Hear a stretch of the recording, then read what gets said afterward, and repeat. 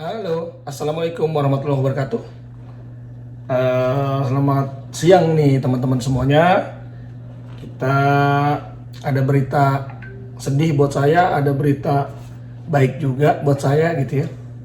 Jadi memang kemarin itu kan mobil kita yang Air EV, mobil listrik kita tuh ada masalah teman-teman. Jadi ada problem di sistem chargingnya. Jadi mobil kita itu yang Air EV itu tidak bisa charging teman-teman. Jadi setelah didiagnosis gitu ya, itu ternyata modul OBC-nya itu bermasalah. Jadi ada modul onboard charging ya, di setiap mobil Air EV kan ada modul onboard charging atau OBC itu bermasalah teman-teman. Jadi waktu saya ngecas itu intinya tidak mau charging lah gitu. Saya pikir tadinya hanya fuse-nya aja gitu, tapi ternyata setelah kita bawa ke bengkel, ya untungnya baterainya masih ada sedikit ya, waktu itu masih ada sekitar 40-an%, jadi ya bisa kita bawa lah dari rumah menuju ke bengkel gitu. Kebetulan memang jarak dari rumah ke bengkel paling cuma sekitar 12 kiloan, jadi ya masih aman lah gitu ya. Nah sampai di bengkel, sebenarnya kita ada vlog khusus ya atas kejadian itu gitu, tapi nanti memang belum tayang gitu teman-teman. Jadi ya kita nanti selesaikan setelah onboard chargingnya sudah diganti yang baru gitu ya. Jadi memang mobilnya kita bawa ke bengkel dan divonis OBC-nya bermasalah gitu. Jadi lagi dalam proses pengajuan klaim waranti.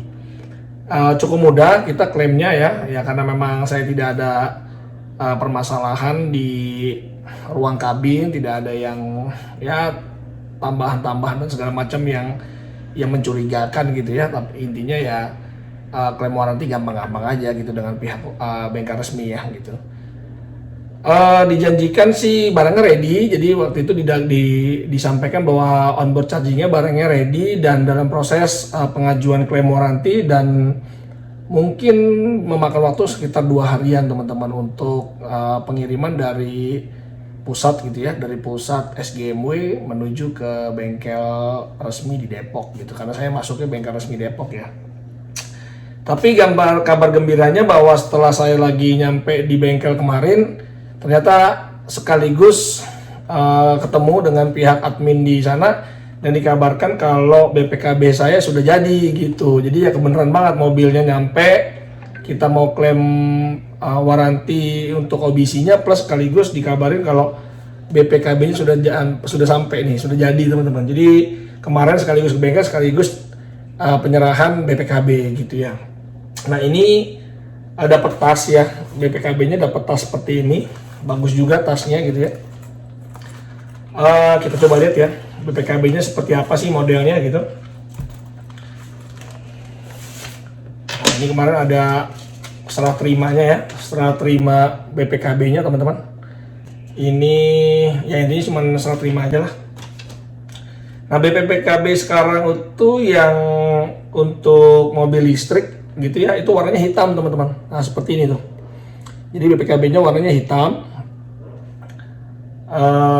Tidak seperti BPKB yang mobil bensin ya. Saya nggak tahu apakah model 2023 itu hitam semua atau hanya untuk mobil listrik aja yang warnanya hitam. Saya juga nggak tahu. Ya mungkin untuk mobil listrik aja kali ya yang hitam, saya juga nggak tahu juga ya. Nanti kita coba cari tahu aja, browsing di internet ya. Oke, yang jelas BPKB-nya sudah ada. Tidak ada yang spesial ya di sini di BPKB-nya Air EV ini.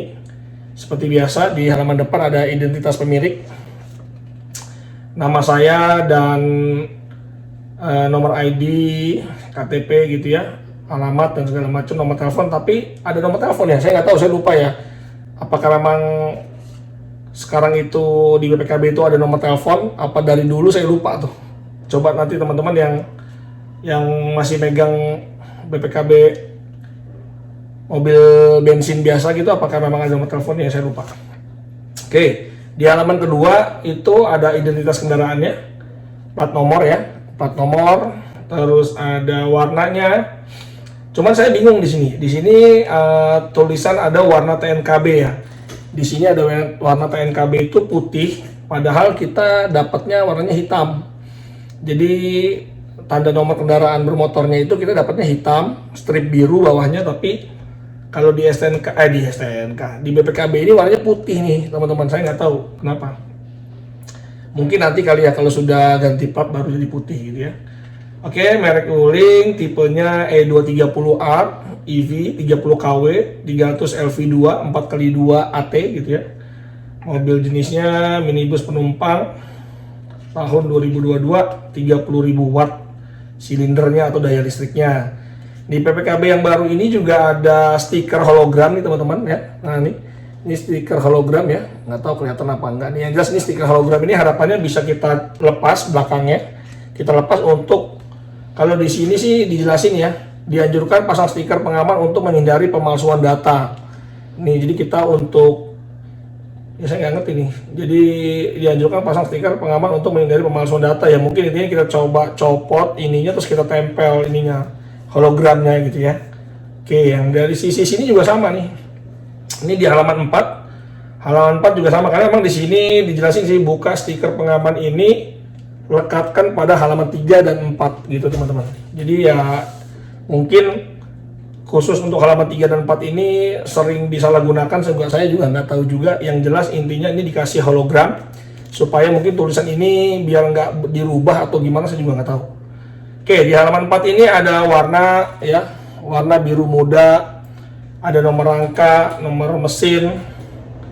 Ini sengaja saya nggak dekatin banget karena memang kadang di YouTube itu suka di band yang kayak gini-gini gitu ya, jadi dianggap terlarang. Jadi ya paling nanti saya blur sedikit aja kalau emang ternyata pas kita editing, pas kita upload videonya ternyata terlihat jelas gitu ya.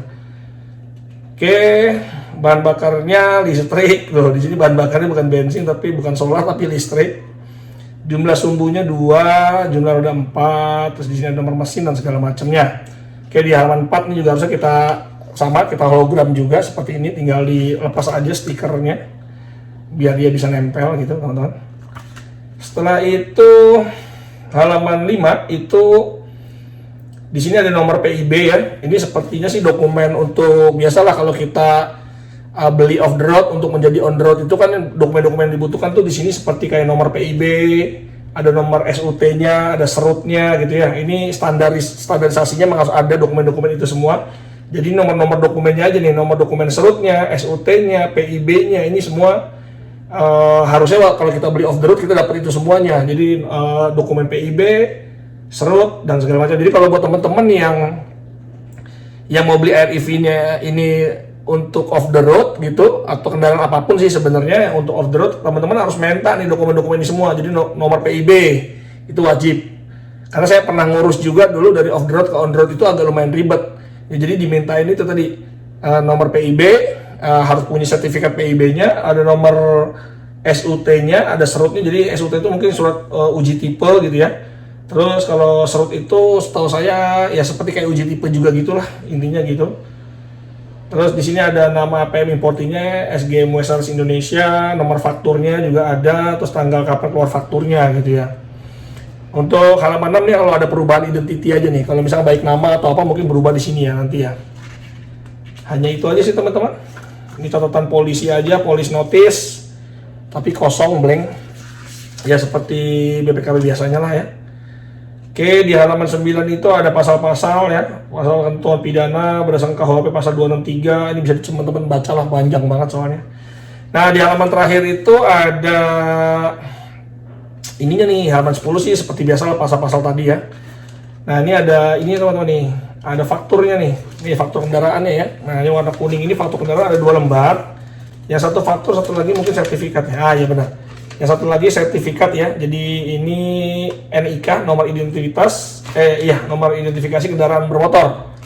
Oke, yang pertama ini adalah faktur kendaraan bermotor nih, fakturnya teman-teman. Jadi kalau dilihat fakturnya, kendaraan kita harganya cuma 185 juta loh. Gitu. Tuh ya, harga 100, nih teman-teman bisa lihat ya. Harga 185 juta. Intinya itulah. Jadi sedang kita beli yang long range itu 219 297 ya. Di Depok 297. Jadi 185 ke 297 itu ya sekitar berapa tuh? Sekitar hampir 112 juta ya. Jadi kalau di faktur itu 185, kita beli 297, berarti kan ada selisih itu 112 juta. Mungkin ya untuk pengurusan pajak dan segala macam, saya juga nggak tahu deh. Intinya itulah. Jadi harga di faktur itu tertulis hanya 185 juta, teman-teman. Untuk Air EV yang long range. Oke, mungkin itu aja. Paling belakang ini faktur kendaraannya. Jadi keluarin tanggal 5 Oktober 2022. Memang saya belinya di tanggal itu, di Oktober. Terus belakang ini cuma sertifikat aja, nomor identifikasi kendaraan bermotornya. Jadi mereknya, tipenya, nomor rangka, nomor mesin, ya intinya itu aja lah. Jadi ini kadang-kadang suka penting nih, penting gak penting sih. Jadi faktur itu penting, NIK atau sertifikat itu juga penting juga. Kadang-kadang kalau jual beli mobil sekarang itu dimintain ini teman-teman gitu. Kalau dulu kan pakai BPKB cukup ya. Kadang-kadang sekarang dimintain faktur dan segala macamnya lah gitu.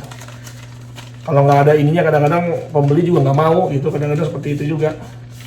Oke, mungkin gitu aja teman-teman. Ini ya kabar senengnya BPKB sudah keluar yang ditunggu-tunggu. Terus kabar dukanya ya yaitu mobilnya lagi masuk UGD, lagi di opnam, jadi OBC-nya ada masalah gitu ya. Mobil baru jalan 4 bulan. Mobil baru jalan 4 bulan tapi OBC-nya sudah terkendala, bermasalah teman-teman. Ya nggak apa-apa, yang namanya alat elektronik ya, seperti ya kadang gini ya, mobil S-Engine juga ya ada aja yang bermasalah gitu ya. Dulu kita pernah punya mobil brand lain, merek lain gitu, kadang-kadang juga mobil baru ya ada aja permasalahannya, entah lampunya yang berembun lah, yang masuk air, atau misalkan AC-nya kenapa dan segala macam ya ada aja gitu. Tapi apalagi di mobil listrik ya, seperti peralatan rumah juga lah, peralatan rumah kita di listrik juga, peralatan rumah listrik kita di rumah kan juga sama. Kita sama-sama beli TV. Contoh misalkan saya beli TV merek A gitu ya, di rumah itu saya beli langsung misalkan 3 unit di kamar saya, kamar anak, di ruang tengah misalkan. Tapi ternyata padahal belinya bareng 3 unit, mereknya sama, tapi kenapa yang di ruang tengah misalkan udah rusak duluan gitu ya. Namanya barang elektronik, kita nggak tahu umurnya teman-teman. Jadi ya apalagi nih mobil listrik, segalanya penuh dengan rangkaian elektronik gitu ya. Ya mungkin aja terjadi OBC kita bermasalah gitu ya. Nah, OBC bermasalah itu banyak faktor sih teman-teman. Jadi kemarin saya waktu diskusi dengan pihak bengkel juga memang banyak faktor gitu ya. Bisa karena misalkan tegangan di rumah itu jelek gitu ya. Tegangan di rumah itu misalkan kalau lagi malam apalagi sore itu kita ngecas itu misalkan drop sampai di 190. Ada sih teman-teman yang japri ke saya, "Om, saya kok nih digital meteringnya kok kebaca tegangannya 185 ya." Itu kadang-kadang ada yang seperti itu teman-teman. Jadi tergantung di daerah teman-teman lah. Ada juga yang tegangannya bagus, stabil di 218, 220, bahkan 225, ya nggak apa-apa juga, itu bagus juga. Tapi ada juga yang mungkin tegangannya nggak bagus, akhirnya naik turun, spanning gitu ya, naik turun. Ya mungkin aja itu bisa membuat si OBC kita bermasalah ya, mungkin aja. Itu salah satu faktor mungkin ya gitu.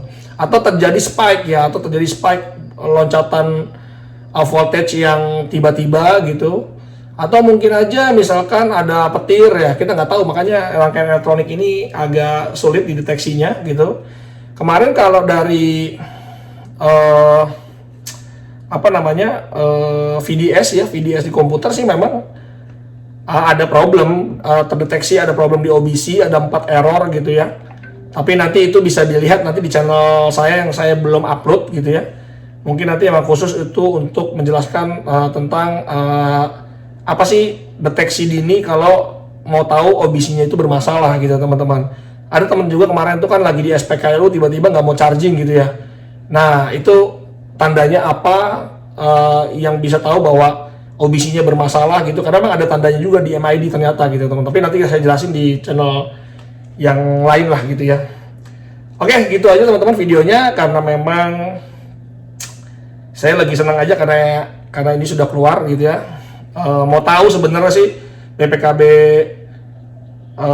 listrik itu seperti apa gitu ya. Ternyata ya sama aja, mirip-mirip, cuma beda warna aja. Yang ini warnanya hitam, dalamnya sama aja, isinya nggak ada ini. Cuma saya nggak tahu tadi ada nomor telepon apakah memang seperti itu. Dulu juga lupa sih, nggak pernah ngulas ya. Oke, gitu teman-teman. Sampai ketemu lagi di vlog kita berikutnya. Ditunggu channel untuk perihal problem OBC-nya gitu ya. Mudah-mudahan sih besok ya atau 2 hari ke depan lah, mudah-mudahan OBC-nya yang baru sudah datang dan sudah bisa dipasang lagi, dan mudah-mudahan nggak ada kendala gitu ya, bisa normal lagi lah mobilnya. Oke, gitu aja teman-teman, sampai ketemu lagi di vlog kita berikutnya. Assalamualaikum warahmatullahi wabarakatuh, bye bye.